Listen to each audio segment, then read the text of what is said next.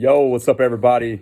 Just want to go up tempo again today. This is the Lando Show, episode 20. I am Landon.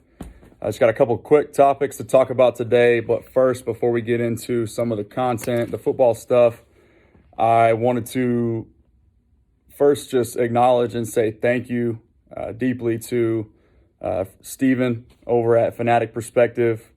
His YouTube channel over there is thriving and alive and well. And, he's somebody that I've paid attention to, followed along for quite some time now, probably going on 2 years or so, I would say at least. And, we've had some brief interactions both on YouTube as well as multiple other social media platforms, most notably Twitter. Just kind of always seem to be thinking symbiotically with one another. I don't know if he has realized that, but I certainly have. He was generous enough to just kind of toss my name out there for the last video I posted for I was covering Pete Kwiatkowski, his arrival in Austin as the defensive coordinator for Texas, for the Longhorns. And, I just wanted to say thank you to Steven. It was a humbling experience to kind of see that video blow up the way that it did, and all of you who, if you're watching this video now, came over from his channel and tossed me some words of encouragement and just letting me know how much you appreciated the content, which is always good to hear. Any feedback. I've been preaching since this channel's existence, which isn't that long for right now. But I love hearing what you guys do like. I love hearing what you don't like. But over 2,000 views now. I got 50 plus subscribers, which almost doubled my previous total before that video was posted.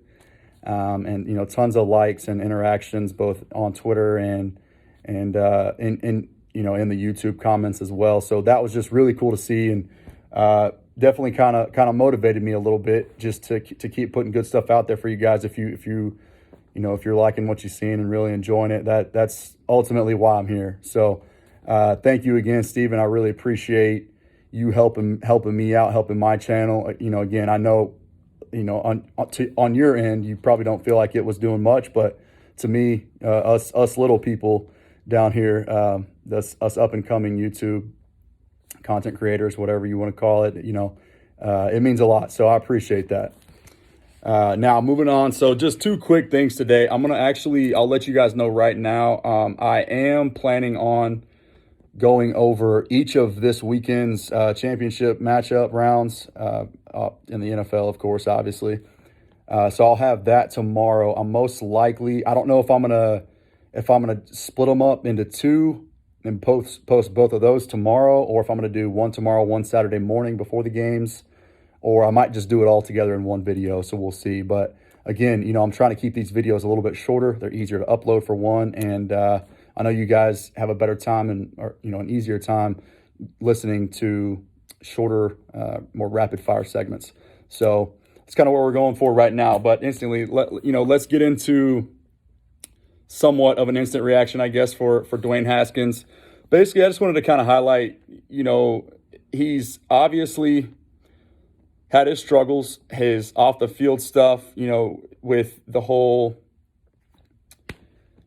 basically the questioning of his willingness, his character, his work ethic, all that stuff, right? We all know the storyline.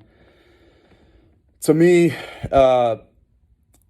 so I guess I'll start by saying, if you don't know, Dwayne Haskins this morning was signed officially by the Pittsburgh Steelers. They had reached an agreement on a contract, and so I don't know the terms of that agreement as of yet, but I'm assuming it's going to be a short deal just, because of the question marks coming in. But for the Steelers, it makes sense, right? They've got an expiring Hall of Fame quarterback who hasn't confirmed or denied his availability for next season yet. But, for them, from a roster building perspective, we see it's a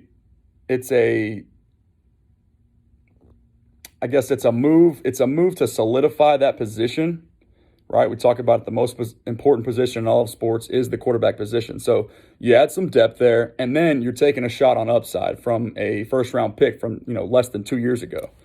So, not a ton of experience, but we have seen some of the tools, the arm talent, just the deep ball ability that he showed, that he displayed on numerous occasions and very consistently in college, that led him ultimately, throwing 50-plus touchdown passes his final year there at Ohio State.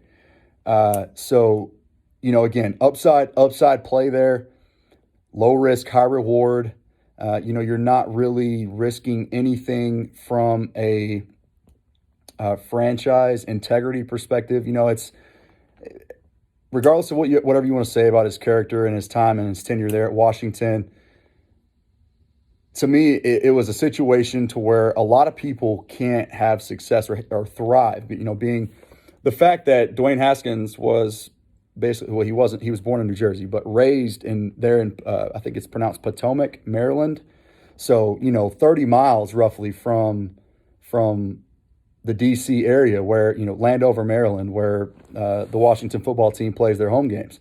So you can imagine just, this young kid going back to his hometown, all these lofty expectations on top of the distractions from peers, friends, relatives, whatever, just tons of pressure, right? And so I want to see this guy get a chance, which we are going to see at some point, whether or not Ben Roethlisberger does decide to play and finish out his current contract, which I believe has 2 years left on it. This is a situation where he can go to a sturdy, a very solid organization, frontlined by, their general manager, Kevin Colbert, who I definitely won't bet against in terms of his decision-making. And, just have a chance to learn from a Hall of Fame quarterback and, grow potentially. Learn more from a field study or a film study perspective, and just how to better prepare himself on a week in, week out basis, just leading up to Sunday. So I can see this being a situation where it pays off. Again, low risk, high reward if all goes well. So, want to see the kid have success. I mean, again, it's people mess up; they have a right to redeem themselves, and he's getting that opportunity now. So I hope he makes the most of it. Next thing, and the last thing we'll finish with today is Phillip Rivers. Just kind of wanted to talk a little bit about his Hall of Fame candidacy or potential thereof. Seeing it being a hot topic across various different platforms already, just kind of throwing it out there. So my friends and I had this discussion last night, kind of just talking about it. I threw the question out there, just wanted to see kind of where they were at on it, or how they felt. And the general consensus, for the most part, seems to be that he is worthy of the Hall of Fame. And I, for one, I can't say definitively that I dispute that, but there are certain things that give me pause. Like I don't think anyone that can just definitively say yes or no. To me, you're doing yourself a disservice, because there really is no set criteria for the Hall of Fame and, just what it takes to get in. And we've seen that kind of in the past on many different occasions. But, the first thing that most people will point to is, yes, he hasn't won a Super Bowl, right? So, he never even played in one. So while that was my initial kind of basis or reasoning as to why I would think that would be the ultimate kicker, to keep him out, I kind of sat back and rethought about that a little bit. And I was literally sitting in my chair this morning in my truck on the way to work. And I'm just thinking, I'm like, you know what? We have this perception of the quarterback position, right? And we judge quarterbacks based solely upon wins and losses or rings. Like that's always the I guess the tiebreaker when you're comparing two players, which, that's fair. Okay. So, but to me, I don't think that it's right to let one specific category, now whether, even though that is, obviously the pinnacle of the sport, right? The Super Bowl ring, winning that as the quarterback, the most important player, right? On the field. I get it. I get the importance of it, and I'm not going to ever dispute that, right? But to me, so why we're seeing, like, no one's going to dispute that Deshaun Watson right now is a top 5 quarterback in the NFL, right? I mean, just sit back and think about the names. Just off the top of my head, I'll rattle off names: Aaron Rodgers, Patrick Mahomes, Deshaun Watson, Josh Allen. We all understand how talented Deshaun Watson is, yet his team just went 4-12. So how's that his fault? If he's that good and he's, top 5 player in the NFL right now from a positional value perspective, but his team went 4-12. So the ultimate team sport, right? He can only do so much to elevate his teammates and the level of their play for, 21 other guys that start, not including special teams. And, so that's kind of what I'm getting at is Phillip Rivers can only do so much in terms of putting his team in a situation to go win a Super Bowl. There are a lot of variables that he can't control. So, that's one talking point. But, again, so now you think about a below 500 playoff win record, 5-7 for his career. Never won a Super Bowl. And then, so the question I hear a lot of people ask when discussing the Hall of Fame is, can you tell the Hall of Fame story? Can you write the football story without Phillip Rivers? And I would say, given the fact that, the team that he played for, the Chargers, who don't have that massive of a fan base, and, even though now they are in, a huge market in LA, his entire tenure, the bulk of his career, they were kind of, forgotten about over there in San Diego. So, but, again, can you tell the story of the NFL and leave Phillip Rivers out of it? I think as a fan, you can. But, as a player, maybe not, because, a lot of people, what people say was like the coolest or maybe the best aspect of Phil's game was just his mental fortitude, like his trash talk, right? He's unwavered, unbothered by his opponent. He's always so calm, always so collected. And, again, 17 years in the NFL, that's nothing to sneeze at. And that's going to carry some weight. So here I am, I'm basically just kind of laying out different talking points as to why he should or shouldn't get in. I don't know what's going to happen. Again, unset criteria that, things like, you got to consider impact moments. You got Super Bowl wins, playoff wins and losses. And then, you've got longevity, which he obviously has. The market that you play in, which we talked about, that doesn't necessarily favor him.